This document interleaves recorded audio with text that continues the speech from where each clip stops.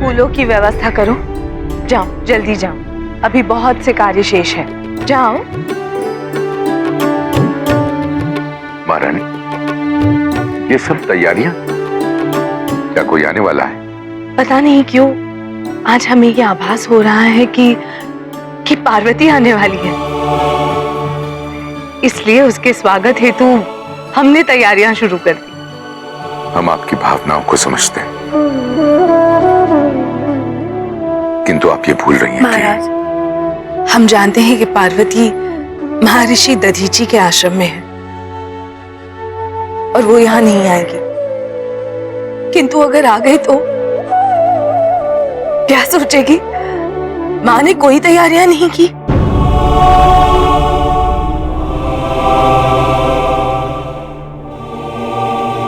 सुनो, सारी तैयारियां रोक दो। हमें भ्रम हो गया था। भ्रम नहीं है,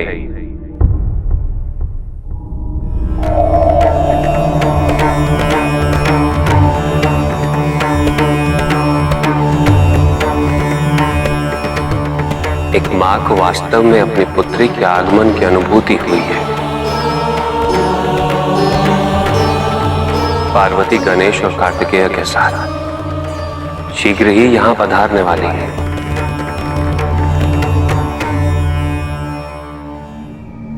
तो क्या पार्वती उसकी स्मृतिहीनता से मुक्त हो गई?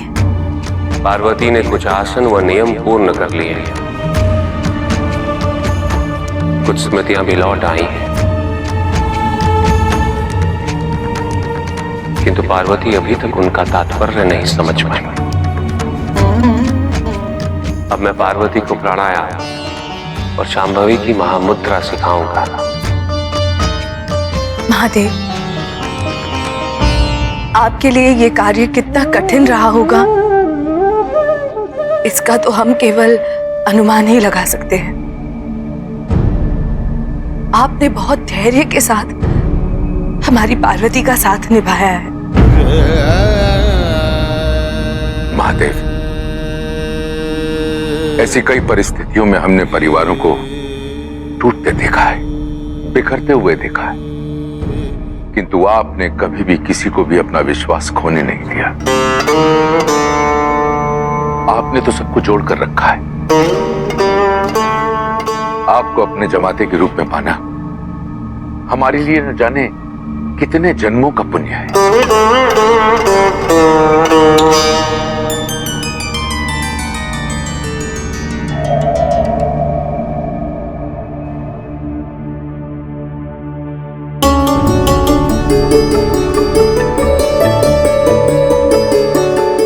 सुनो, तैयारियां रुकनी नहीं चाहिए।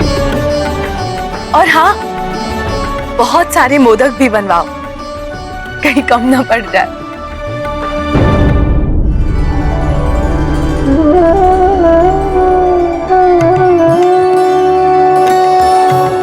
गुणेश, आज तुम बड़े आनंदित प्रतीत हो रहे हो। मुझे आपके भवन में मोदक खाने के लिए मिलेंगे ना, इसीलिए। अच्छा, तो तुम्हें मोदक कितने अच्छे लगते हैं? हाँ, मुझे अति प्रिय है। मेरी माँ बनाया करती थी मेरे लिए। आओ चलें।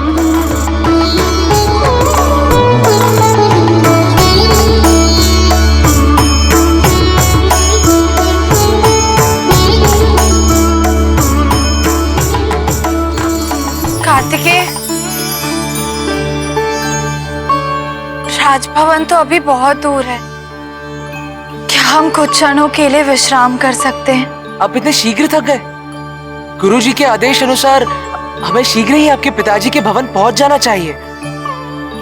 यहाँ विश्राम करके समय व्यर्थ करना उचित नहीं होगा माता।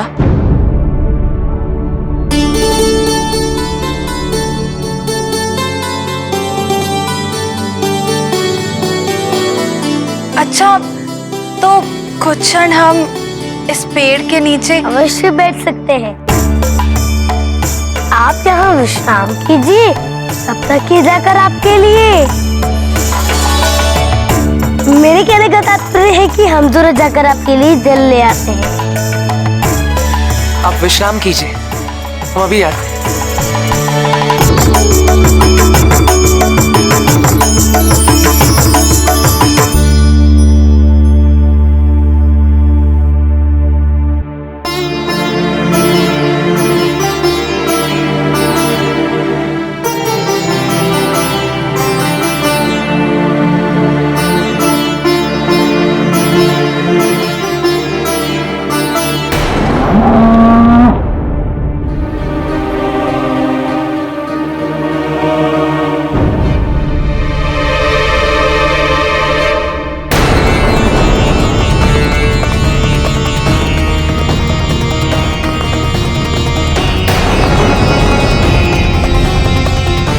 गुणेश, कार्तिकेय,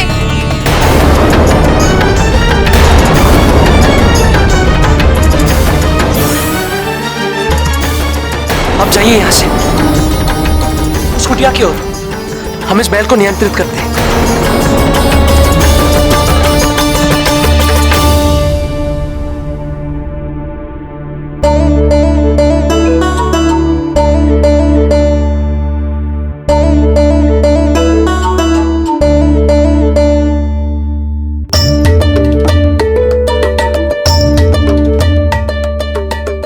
यहाँ इस रूप में क्या हो गया?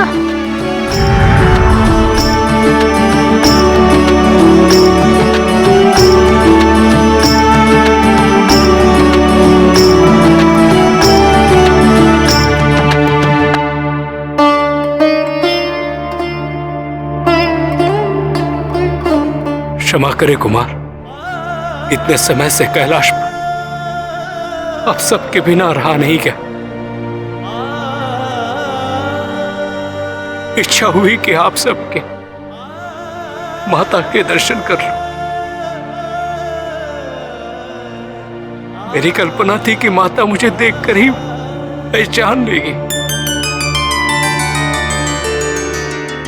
किंतु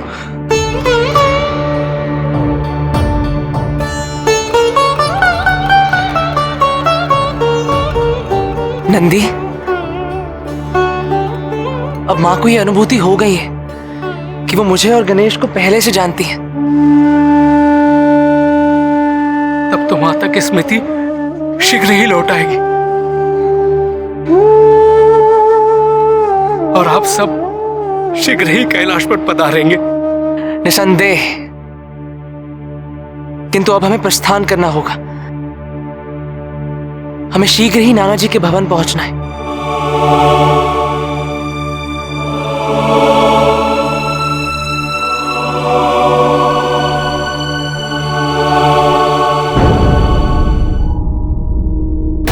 जलंधर जब देखता है तो उसके नेत्रों में किसी भी प्रकार का भय दिखता ही नहीं।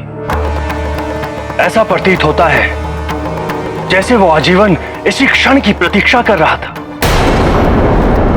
ऐसे निर्भीक और शक्तिशाली योद्धा का सामना करने हेतु आपका युद्ध क्षेत्र में ना उतरना ही उचित है देवराज। किंतु न तो हमें नारायण की सहायता प्राप्त है एवं न ही महादेव की। ये महादेव और नारायण तो ऐसे बात कर रहे हैं जैसे देवताओं की रक्षा करना उनका दायित्व ही नहीं है। किंतु देवराज इंद्र को भी उनकी सहायता और उनके बल की कोई आवश्यकता नहीं, क्योंकि यह युद्ध बल से नहीं बुद्धि से जीता जाएगा। बुद्धि से। बुद्धि से? देवराज, जब देवताओं की इतनी छोटी सेना असुरों की इतनी विशाल सेना के समक्ष खड़ी होगी तो वहां बुद्धि का उपयोग किस काम आएगा? असुरों को देवताओं की सेना को समाप्त करने में क्षण भर का भी समय नहीं लगेगा। किंतु देवराज, आपने अपने शेष सैनिकों को युद्ध क्षेत्र में उतारा क्यों नहीं? मुझे आपकी योजना कुछ समझ नहीं आ रही देवराज। जलंधर शक्तिशाली अवश्य है, इतना शक्तिशाली कि उसे पराजित करना अत्यंत कठिन है। किंतु अब वो असुरों का राजा बन चुका है और ऐसे राजाओं को मैं भली भांति जानता हूं। सब सदाचारी बनना चाहते हैं। इन्हें अपने से कहीं अधिक चिंता अपनी सेना की होती। देवराज, क्या आपका तात्पर्य? हाँ हाँ आचार्य, अब आप समझे।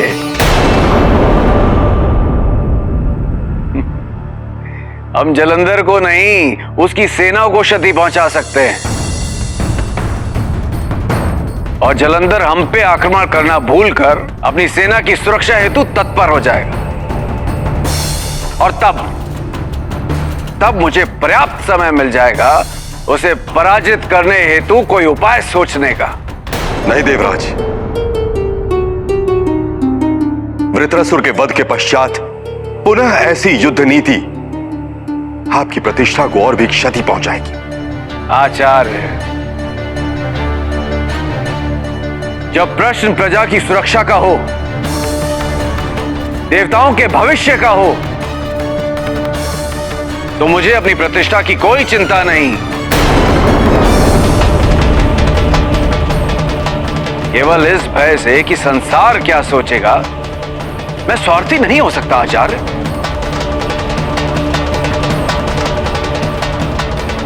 मैंने देवलोक के सर्वश्रेष्ठ धनुर्धरों को आदेश दिया है